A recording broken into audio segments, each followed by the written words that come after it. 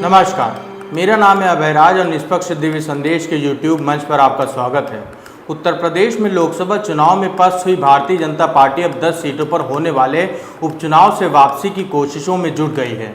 मुख्यमंत्री योगी आदित्यनाथ ने इन 10 सीटों पर जीत की कमान खुद संभाल ली है।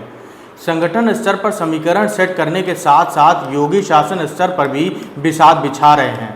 विधायकों के इस्तीफे और सदस्यता रद्द होने की वजह से रिक्त हुई इन 10 सीटों पर अक्टूबर-नवंबर में उपचुनाव हो सकते हैं। यूपी की इन सीटों पर होने वाले उपचुनाव को सरकार की अग्नि परीक्षा के तौर पर भी देखा जा रहा है। संगठन के साथ साथ योगी आदित्यनाथ सरकारी स्तर पर भी फील्डिंग सेट करने में जुटे हैं। उनके कुछ हालिया ऐलान से इसके संकेत मिल रहे हैं। 17 और 18 अगस्त को सीएम योगी आदित्यनाथ कटेरी, अंबेडकर नगर और मिल्कीपुर अयोध्या दौरे पर थे। यहां उन्होंने 12,000 युवाओं को नियुक्ति पत्र और 17,000 छात्रों को टैबलेट और स्मार्टफोन बांटे। इसी तरह 2 दिन पहले योगी मीरापुर दौरे पर थे, जहां उन्होंने 1,000 छात्रों को टैबलेट सौंपे।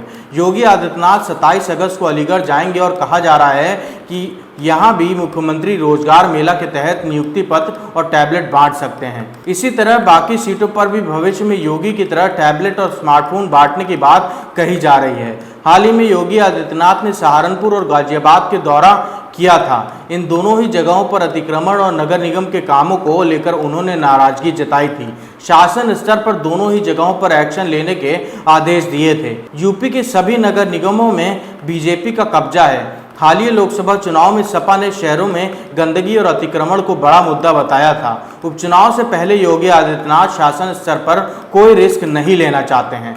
69,000 शिक्षक भर्ती मामले में हाल ही में हाईकोर्ट ने सरकार को नए सिरे से लिस्ट तैयार करने के लिए कहा था।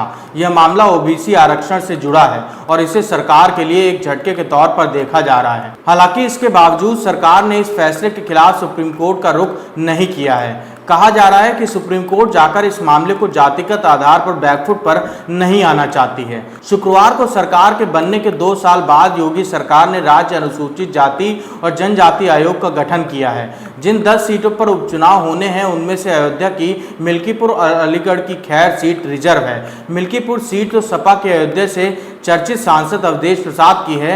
बीजेपी में इस सीट को जीतने की जिम्मेदारी योगी आदित्यनाथ पर ही है। योगी आदित्यनाथ ने यूपी की 10 सीटों पर जीत के लिए पहले 30 मंत्रियों की फील्डिंग लगाई और फिर 5 बड़े नेताओं को 2-2 सीटों की जिम्मेदारी सौंप दी। मुख्यमंत्री योगी के पास मिल्कीपुर और कटेहरी की जिम्मेदारी है। इसी तरह डिप्टी सीएम ब्रजेश पाठक के पास शीशम और करहल की जिम्मेदारी है। दूसरे डिप्टी सीएम केशव प्रसाद मौर्य के पास फूलपुर और मझवा सीट की जिम्मेदारी है।